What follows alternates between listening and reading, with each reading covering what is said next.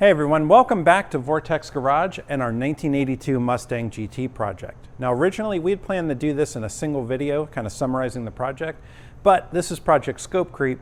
There's just so much to cover, we've elected to split it into two videos. And even then, we've actually really distilled down the content quite a bit. There's so much detail that's been missed. What we're gonna do is actually follow up and show you some of the projects and jobs within this and actually give you more detail on those. But in the meantime, these two videos should be kind of a fun way of summarizing what we did and a little more enjoyable to watch, but just bear in mind, you're missing a ton of detail on what happened to get this car built. So anyway, if you haven't already seen it, go check out part one, see what we did to get up to this point. Otherwise, if you're here for part two, well, let's get on with it. Let's finish up this project. All right, we're ready to move forward on our Mustang project. Of course, once again on the video, it's been about half a second, but in real life, it's been a couple weeks. Unfortunately, spent a little bit more time doing normal work stuff, normal life stuff, had the holidays come through, so some time out of town, but we're back on this project ready to get moving. Now we've got the motor in, that's the last thing that you saw, and that's really awesome. It's a big step forward, but now we've got all the little tedious stuff that has to happen to get this thing able to run. Let's go over the list really quick. This probably won't even cover all of them, but like I said, we got a lot of little stuff to do. We got to put this tensioner on, we got to get the belt set up, we got to measure for the belt, make sure we buy the right one if we don't have it. We need to get all the coolant hoses and the heater hoses routed. We need to get all the plugs and the adapter, the shifter installed, center console. Oh, and I got to put the gauge cluster back in because that was in the back of the car when we bought it, and we need to make sure all the wiring's good up there. So like I said, a few things to do. So what we're going to do, we're going to go ahead and start doing some of this work. We'll grab the camera for some of it. Other things you'll just magically get to see because they're boring and it would suck to watch. So pretty soon we're going to have this thing running and looking forward to thrashing this thing around a little bit. So as you may recall from part one, we actually had to remove these mid-length headers before installing the engine due to clearance. Well, now we've got to get them in. So it's a matter of testing the fit, trying various permutations of sliding them through the different obstacles, trying top side, then bottom side, basically trying to find that right puzzle it takes of twisting and turning to get them to fit in. The passenger side, well, that one was pretty simple, but the driver's side, that was more challenging. And even though that header had one primary tube removable to help, it was a pain to get in. The funny part was, little did we know that the scope creep would rear its ugly head again, and well, that would really change how these headers went in anyway. All right, so while the headers aren't fully installed, they're at least seated. They both went up from the bottom. The passenger side one was pretty easy because I don't have the starter in, so there was plenty of room. But on the driver's side one, I did have to loosen the motor mounts and jack the engine up to get the clearance that I needed.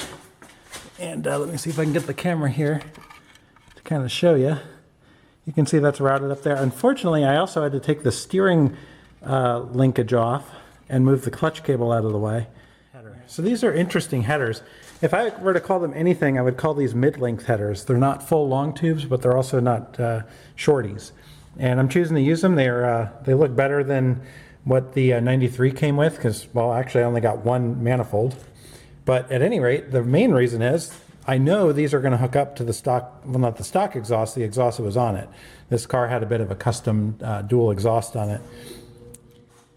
You can see here we do have our double hump cross member installed. Now hopefully that's going to work with our exhaust because that dual exhaust was made with the single hump crossover. You can see the humps here, one here, one here. This is for the exhaust to pass underneath. On the original 82, this is a straight piece right here. There isn't anything. So if you remember when we did the disassembly, the pipe went above it.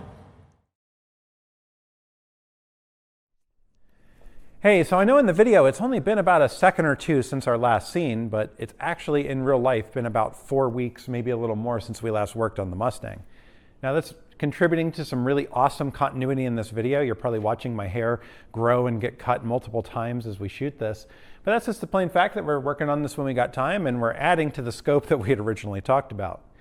Now I'm going to share with you some of our latest stuff that we're working on, and that's the exhaust. So check this out. So this is the exhaust that was on it when we bought the car, and I'm not too fond of it, but we're going to use it, right? Well, I got to report we ran into some problems already. So remember, we swapped out that original stock 82 cross member for a dual hump setup that would better fit a dual exhaust, because this car was actually converted to dual exhaust with this setup. Of course, this setup's a true dual. It doesn't have a crossover pipe like an H pipe or X pipe setup. And, you know, I'm not really that fond of it, but it's cheap. It's what we got. We can go ahead and use it. Well, I started putting it together, and, well, we've got some problems with that cross member. We're hitting the floor in one spot. The hangers don't seem to be agreeing with it too much. And, well, I think we found a solution for how to get it to fit. So we're going to make some minor modifications here, and we're going to tweak it a bit.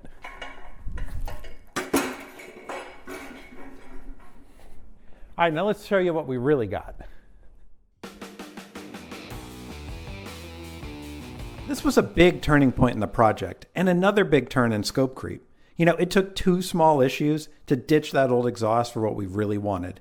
I mean, come on, Flowmasters and 5 liters, that's a match made in heaven in my opinion. So we went ahead and did a new exhaust with shorty headers, an H-pipe, and a Flowmaster catback with the LX style tips. Much better. The 82 GT originally had a single exhaust. So to install a dual exhaust setup, you've got to take some things into consideration. First off, you've got to get the right hanger brackets from a later model car. Luckily, all that can be bought in the aftermarket. Now, I ended up welding hangers and brackets for the tailpipes at the rear because I found that was the easiest way to get those aligned right. Also, the passenger muffler, well, that mounts close to the stock fuel and brake lines, so the easiest way to make clearance here is to clock the muffler down and away. As you'll see, we fixed the fuel line issue by making new lines and routing them differently.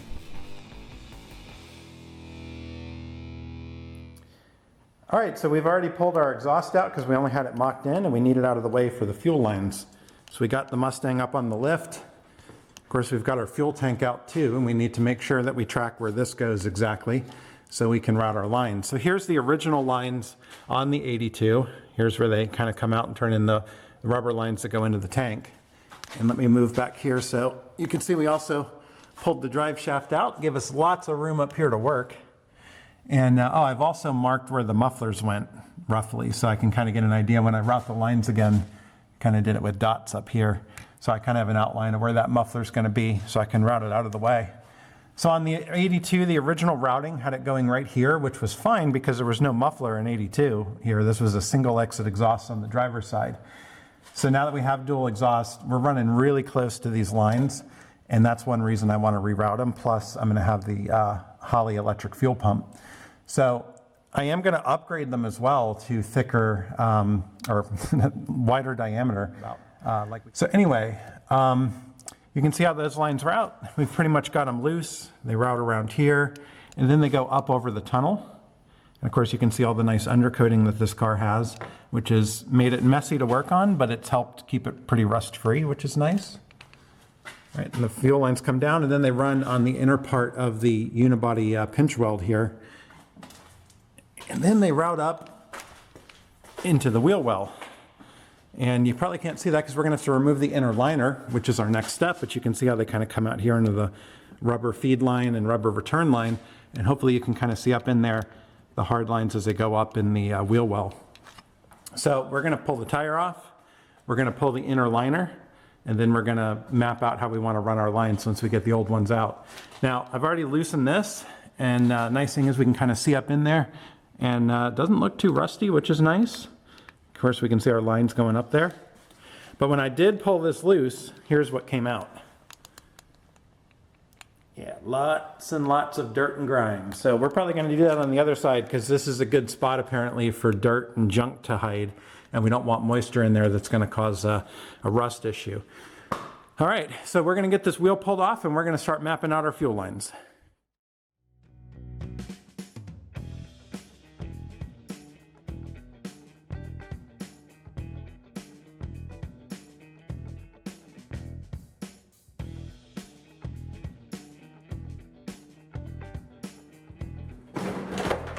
There we go. We probably could have just cut the stock fuel lines halfway back and, well, only made sections for the back half to route them where we wanted. But let's not forget the name of this project. And the fact is, we had a chance to build it for the future here. So why not go ahead and upgrade to 3/8" feed and 5/16 return lines? Removing the stock fuel lines was pretty simple, and we did our best to keep them intact, even though we could have just ripped them out, because you never know when you might want a piece for a template.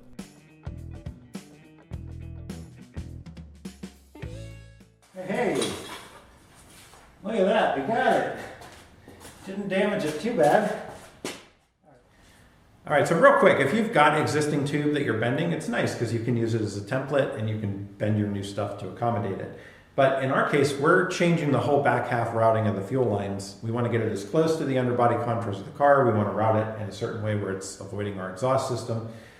Well, here's a piece that we've got done. This is for the back half, and it's all ready to go on the car. Of course, we got to flare it and all that good stuff. But the problem is this big 3/8 inch tube in steel, you can't just go under and hand bend it. So getting this to fit up nice and tight into the car while you're under it, is really tough. Even the bender itself could barely bend this stuff. You approach 90 degrees, if you're not careful, you'll kink it.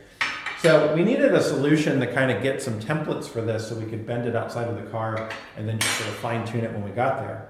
Well, the thing I can recommend for you is go pick up some welding wire. We got this at Harbor Freight, like a pack of 30 of them for $8 or something like that. And this stuff's great because it holds its shape. It's a couple feet long. You can tape them together, these rolling rods if you want. Go up under the car, you hand form it, get it to fit the way you want, and you've got your approximate angles, everything that you need. Come out of the car, you got your paint pen, you got your angle finder, and it's just like working with existing tube. You mark all your bends, mark all your angles, you got them even in 3-dimensional, end up with what you need. So that's what we did. We bent the welding wire, then we bent the tube outside of the car, went underneath and test fit it, found we had to do a little bit of tweaking here and there, a little bit of fine tuning, and now it fits pretty good. So we're going to get all this fuel line installed, and the next time you see it, because this is going to be some boring stuff, the next time you see it, it's going to be all routed. We're going to show you how it looks. And but again, wanted to share with you, nice tip, use this welding wire to make templates.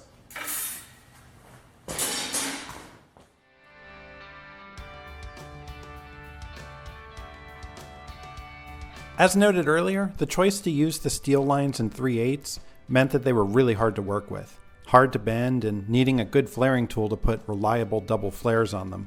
In retrospect, nickel copper lines would be easier to use, but these are nice once all done.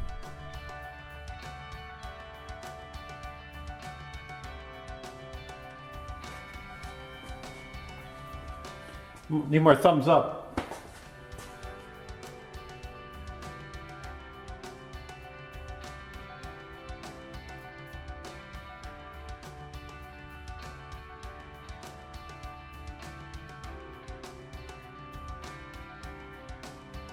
Mounting the pump and filter was a combo of nutserts and captive nuts. Now bear in mind the electric external pumps prefer to push fuel rather than pull it, so they should always be mounted lower than the fuel level and as far back near the tank as possible. Now a rear sump kit would have been a really nice addition to have, but that's one area we haven't done our scope creep on yet. So we mounted the pump low and still used the stock pickup. For now that'll work, but later on we're going to probably change that around.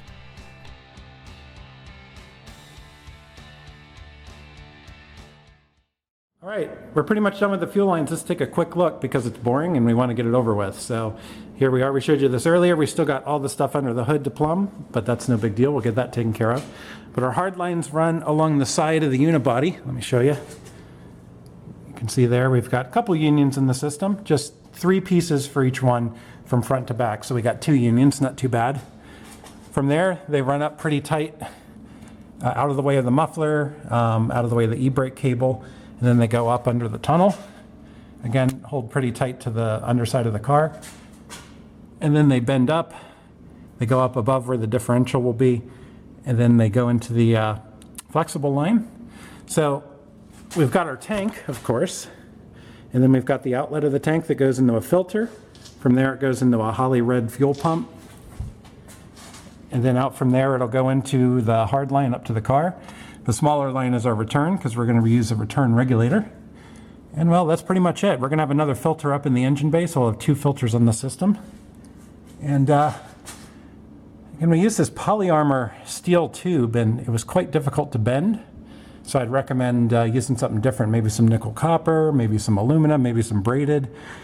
But we got ours done, and here it is. So now we get to move on to some cool stuff like getting that pump wired up and, oh yeah, putting some grommets in there so we don't have problems with our wiring. But here, we'll skip ahead. We went back to the engine compartment to work on some small things, like routing heater hoses and getting the power steering set up.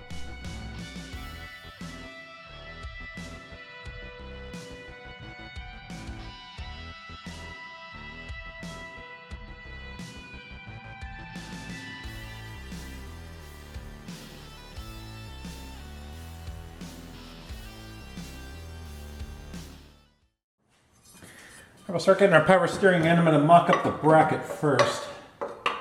Just kind of make sure I know where it goes.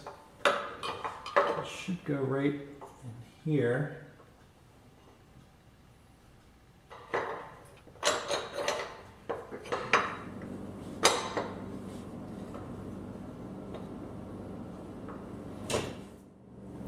All right, so here's our problem. I don't know if you can see me, but you can see the bracket. This is the bracket for our power steering pump. It's going to mount like this. The pump goes in the back and then the pulley over top. And this is one of the studs that was in the motor, and this goes through this front bracket and into a hole on this bracket right here. Well, the way this should work, as far as I'm understanding, and what seems to line up from the holes, is this piece would mount down in here like that. This would pass through and go in. There's two of them, and that's what holds this bracket on. Well, there's a problem which you might be able to see here. There's about an inch gap between this bracket and how it mounts when it touches the bottom of this bracket. So obviously that's not right.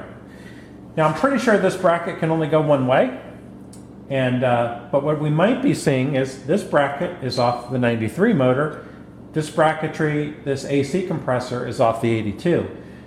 I think this piece here, both of them have. I have two of those, I believe, so that did not change throughout the years, at least I believe. So the big question is, did the bracketry train change between 82 and 93? Is that why we're seeing a problem? Or am I just trying to attach this wrong? So we're gonna... All right, so really quick, this is the bracket from the 82 Mustang.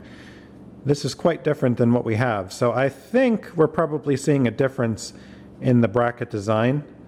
And that may be what's causing our parts mismatch here. So we're going to find a way around that and get it hooked up and make sure our pulleys are aligned. All right, problem solved. So yes, the bracket is different in 82 versus 93. As you can see, the 82 bracket has this kick out, kind of bent out piece on the AC bracket. Well, I went back to the parts boxes, dug around, and found this. Got really lucky. I have the right bracket actually. So this is the bracket from the 93, which would mount you know, something like this.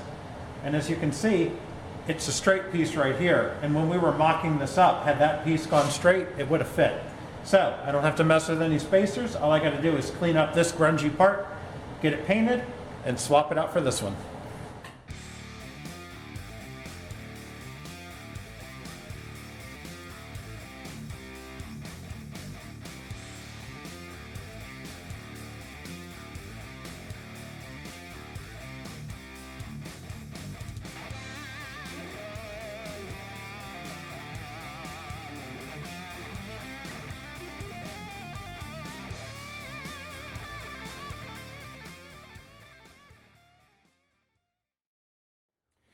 All right, let's go ahead and see if this is going to mock up now. I've gone ahead and loosened the bracket because we found it was tight enough of a fit.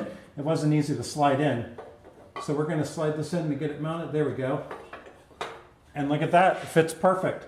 So that does it. So we learned a lesson. We got to keep this bracket loose till we get everything installed, and then we'll tighten everything down at once. So that's the kind of stuff you see here on Vortex Garage. You get to see the intricacies of mounting a relatively stock power steering pump on a relatively stock engine. Exciting. But in all reality, is if you're working on stuff and you've got parts from different years and you're scrounging it together, that's what you're going to find, is that you've got to make sure you've got the right bracket for the right piece you're going to use, and then figure out the little intricacies of getting it installed, like having everything loose till everything's mounted and tightening it all at once. So now that we've got that figured out, we can go ahead and get our power steering pump in here, get it mounted up for the final time, get everything tightened down, and we should be good to go with one more job out of the way on this Mustang. Mounting the pump to the bracket is fairly straightforward, but it does require the use of a power steering pulley remover and installer tool. Now, if you don't have one, you can rent one, often for free, at your local parts store, because you really don't want to be using a hammer here. Now, for some reason, we had issues finding a part number on the pulley itself, so just for reference, Dorman 300-003 is it. This is another section that we'll revisit in more details in a future upload.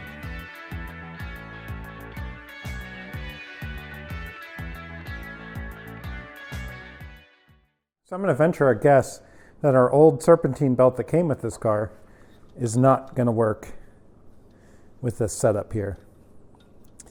But we're going to try, and if not, we'll go ahead and measure it and see what we need to buy, because we've got a slightly different setup than you have in 93 as well. So we may need a custom size belt. Yep. So this is probably the routing that I want to take, but the belt is too long. When it comes time to measure for a belt, many will recommend using a string around the pulleys and routing, and then measure the string. Well, a flexible measuring tape, like one you might find in sewing or tailoring, can actually save steps and be more accurate. That's what we use to get our measurement and order a belt. Now, pro tip, belt part numbers, well, they're often by the length and number of ribs, so you can often find what you need just by looking at the part numbers. Excellent. So that 75-inch belt worked good, and it looks like we have good pull on all of our pulleys, so we shouldn't have any problem. All right, now that we've got our belt in place, we're going to move on to putting the rest of our front end together. That means getting the fan and the shroud put in. Now, one of the reasons I'm doing this right now is I've actually got to finish my fuel line to the carburetor, but I want everything in the front of the motor put together. That way I can make sure I route that line in such a way I'm not going to get surprised later on when I'm putting stuff on and find some sort of interference. Now, this is the fan and clutch from 82, and I'm actually not going to use this part.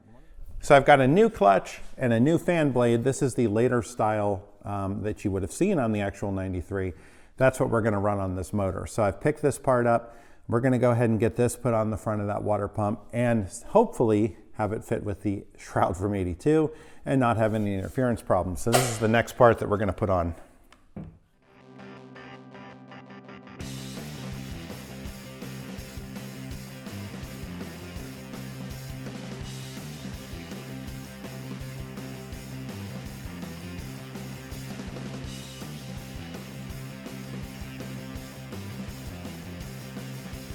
Gwen's tail wagging meant that she approved, and we had to agree. I mean, sure, it was just a belt, fan, and shroud, but the engine bay was looking more and more complete.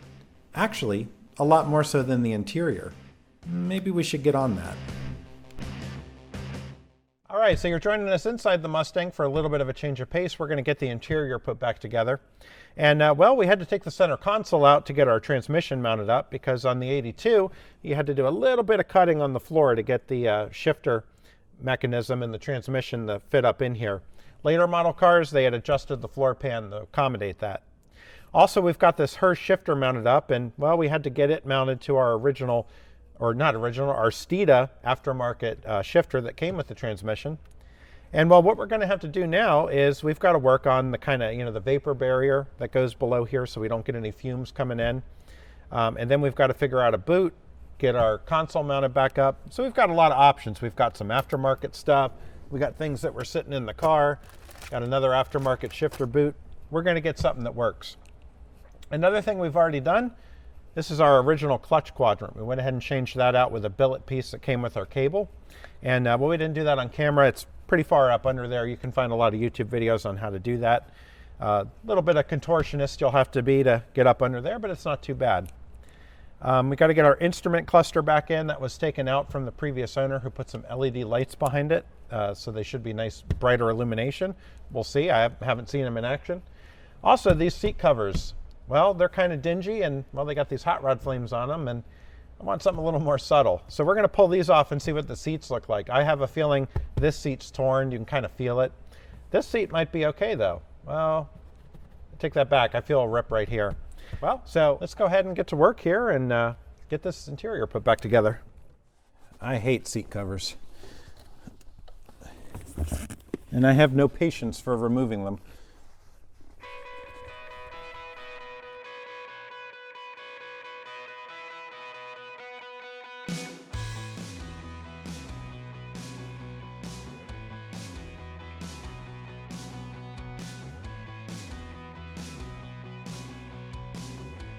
I almost don't want to cover this one. Maybe we'll hold off until we're done and see if we want to cover it. The vapor barrier for the SROD that we had didn't seem to fit our T5 install. Now, rather than spend the money on a later model barrier, we actually found this aftermarket shift boot served the purpose well. It fit over the shifter nicely and will seal out road noise and fumes. The same went for the shift boot itself. The ones we had with the car either didn't fit or looked shabby. So we found a great looking aftermarket piece that worked awesome.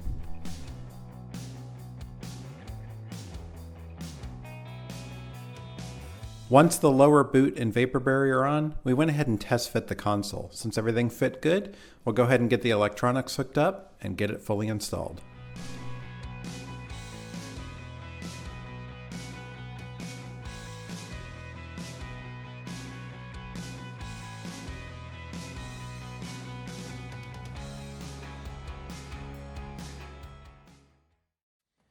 This is the boot that I have. This is another aftermarket boot. This is a suede with some red stitching.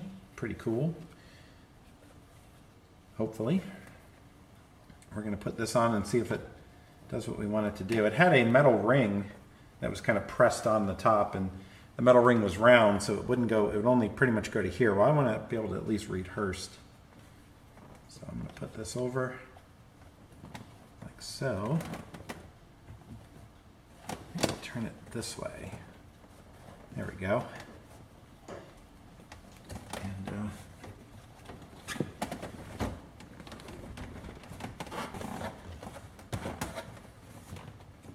in here,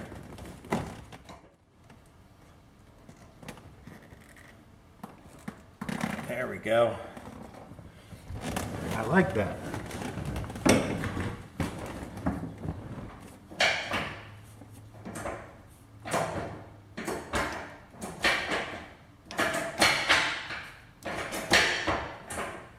I think that boot's pretty good, as long as it doesn't move too much. See the Hurst logo a little bit there. Probably try to tuck it up further if we wanted to. We've got the boot underneath. It's going to help protect from vapors and all that. I think the Hurst shifter looks pretty good in here too.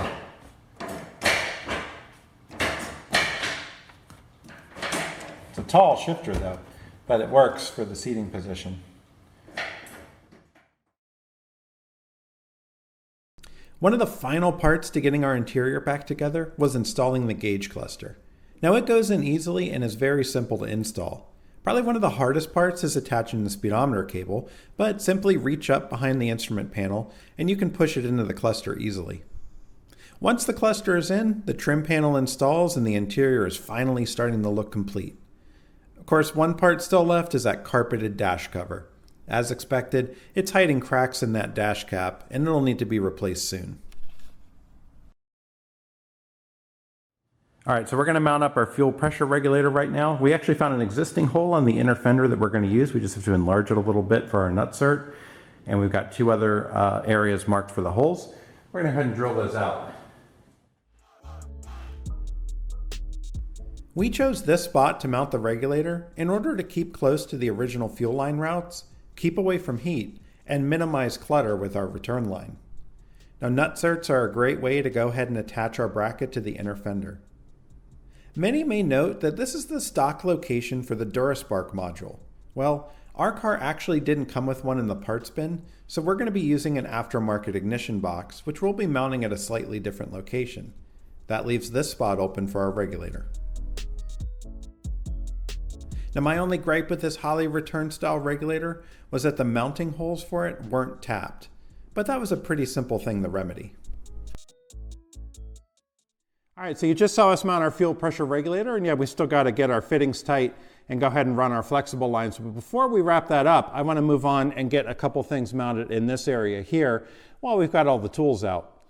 Now, for those of you who've been paying attention to the video or know these early Foxes, you can tell there's something missing that goes right here. And that would be this right here. This is the big combination tank for the coolant overflow in this chamber and the windshield washer in this chamber. And we're going to do away with this big ugly box for the time being. The main reason for that is I actually wanted a little bit more space along the inner fenders to go ahead and mount a few things, one of them being the MSD box. I wanted a nice spot where it was going to be away from heat, have a little bit of airflow from the fan. And I know a lot of people like to run them inside the car, but for easy use, we're going to go ahead and put it right here. Now, the other thing is we needed coolant overflow, obviously. Well, that's what we have this little tank for. So we're going to mount this cool looking, nice stainless steel tank right here. We're probably going to have to flip our fans around. We'll have a nice spot to mount that, and we'll have our coolant overflow. I think what we're going to end up with is a really good place to mount our MSD box, a really cool looking coolant overflow setup, and a nice cleaner looking engine bay. So let's go ahead and get that going.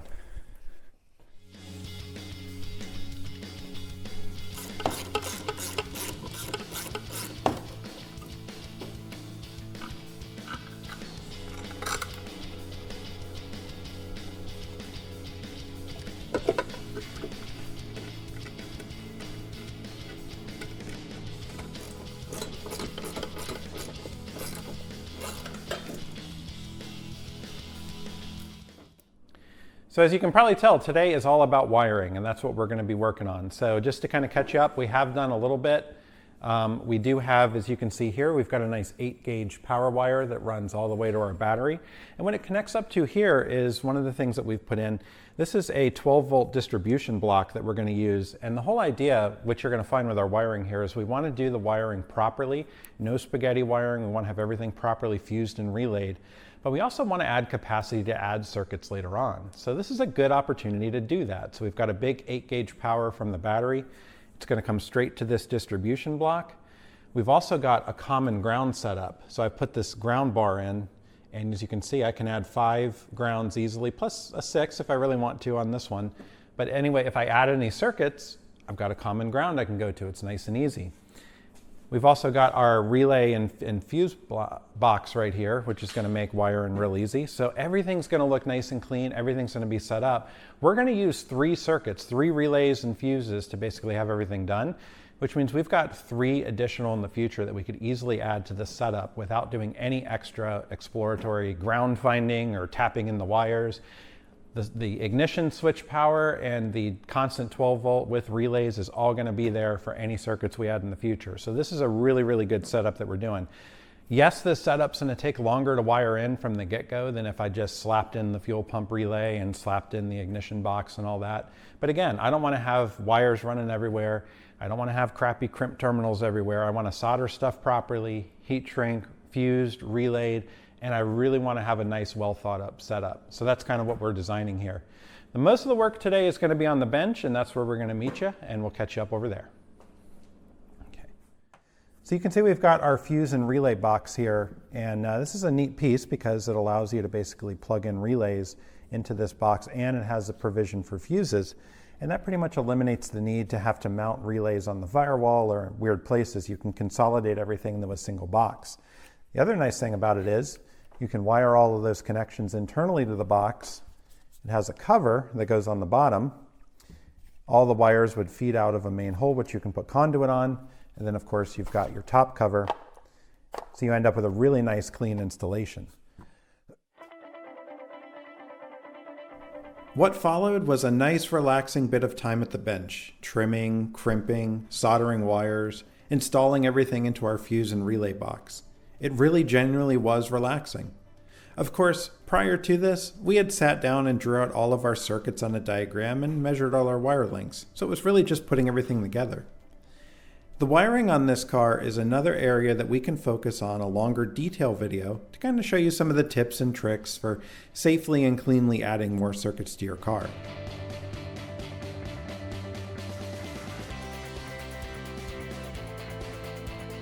Now, one important thing to point out here as well is that since we're doing an electric fuel pump, we did install a fuel pump inertia cutoff switch.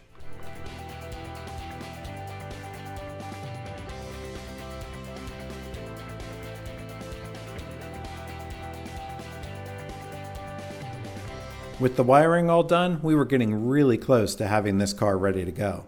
But first, we need to take care of the wheels and tires. Now, we swapped out the original TRXs for a set of reproductions. There's a very important reason why, due to the metric size of those tires. Check out our channel for more details. And of course, you gotta add 5.0 badges.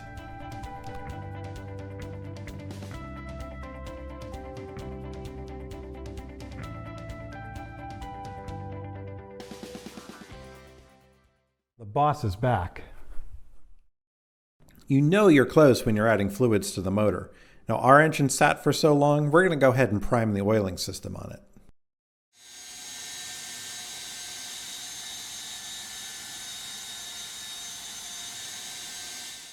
All right, so we've rolled our car out and we're pretty much done with all the little stuff on it. We'll fill you in on that later because honestly, we're chasing the sun a little bit here and I want to do the first start outside. And you can tell I'm kind of dirty and everything. But I want to do the first start outside because we've never tested a lot of the stuff on here. We want to make sure the electronics work. We want to make sure there's no fuel leaks. I'd prefer to find that out here when you have risk of spark, risk of fuel. Got fire extinguisher in there if I need it. So what we're going to do, we're going to go ahead and put our relays back in. We've kind of done a little light testing on the electrical system. And once we get these in, we're just going to turn the key to run. We're going to see if we hear our fuel pump come on. We're going to see if the ignition box lights up, and we're going to go from there.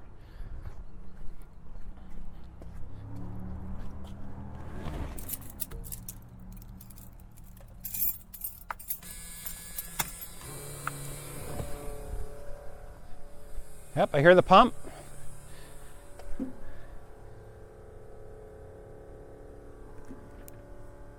And, oh, we got a leak already.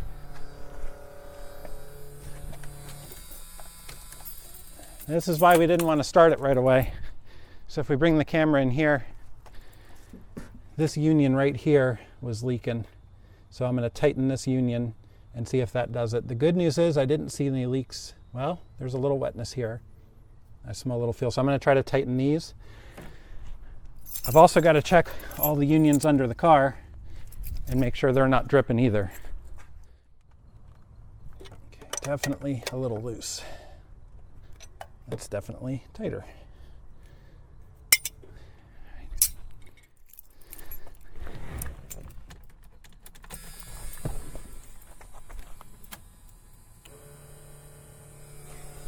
All right, we got fuel pressure, I see. It appears to have stopped the drips. I see no leaks there, no leaks here, no leaks at our regulator. We have 4.5 pounds of fuel pressure, which should be fine for our carburetor. Look underneath. I see no drips underneath. So we're going to give it a test fire.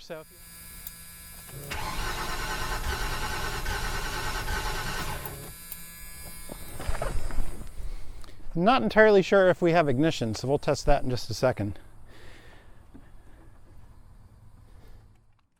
Now, as you'll see during our first starting attempt, we thought we had a larger problem with low voltage on crank for our ignition system, but it turned out to be something a lot simpler. Never forget to check those simple things first. So we might have low voltage on crank, so I'm just going to put a tiny bit of ether starting fluid in there, and we're going to see if that does anything.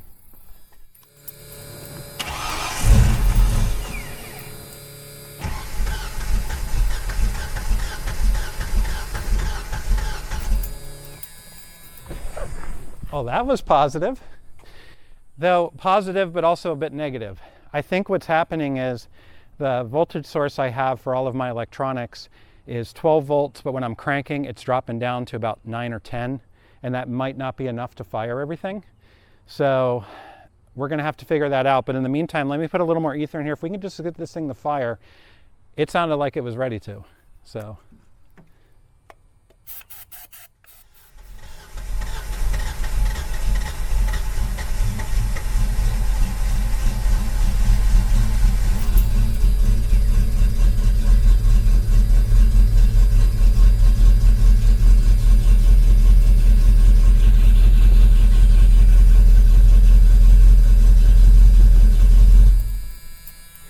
Getting like no throttle action, which is kind of odd. Do me a favor, go ahead and sit in the car and step on the gas. I'm going to make sure the throttle plates are opening. It was almost like I wasn't doing anything. Oh, that'd do it. Throttle cable fell off. Oh, the retainer slipped off. That would certainly do it. Well, that's going to be a problem for driving. That's ready to fall off. All right, I know how to fix that for right now. We're going to have to go back to the drawing board on that one. Hindsight, it's always 20/20. And the simple things are often missed when you're rushing to beat a setting sun. That loose throttle pedal should have keyed us in immediately. But had we caught this at the get-go, this car would have fired up with no drama. You know, no matter how many times we learn this lesson, it's always hard to remember. When you rush, you really do miss the simple stuff. How come we never remember it when it matters?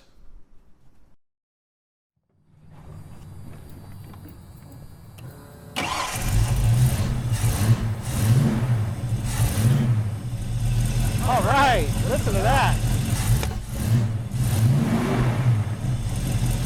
We got oil pressure.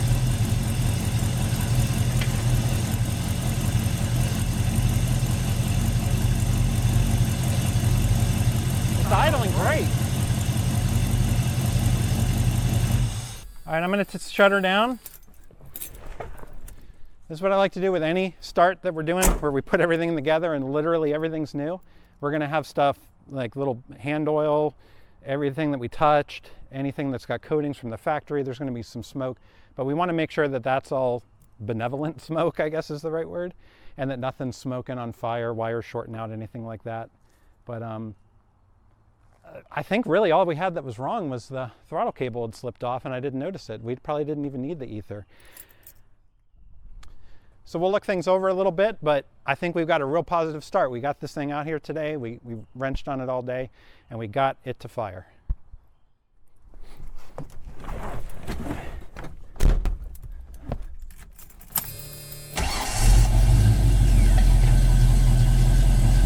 All right, let's see if it moves.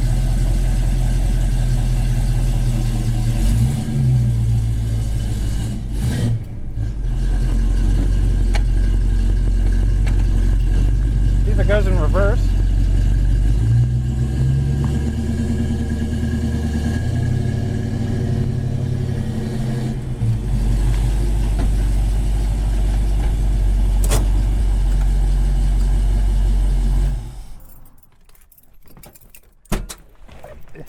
It moves too, and it stops.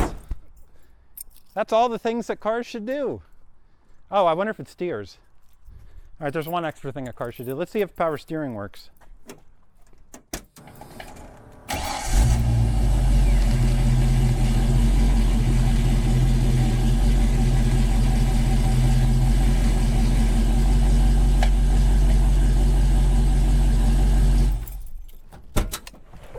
It steers.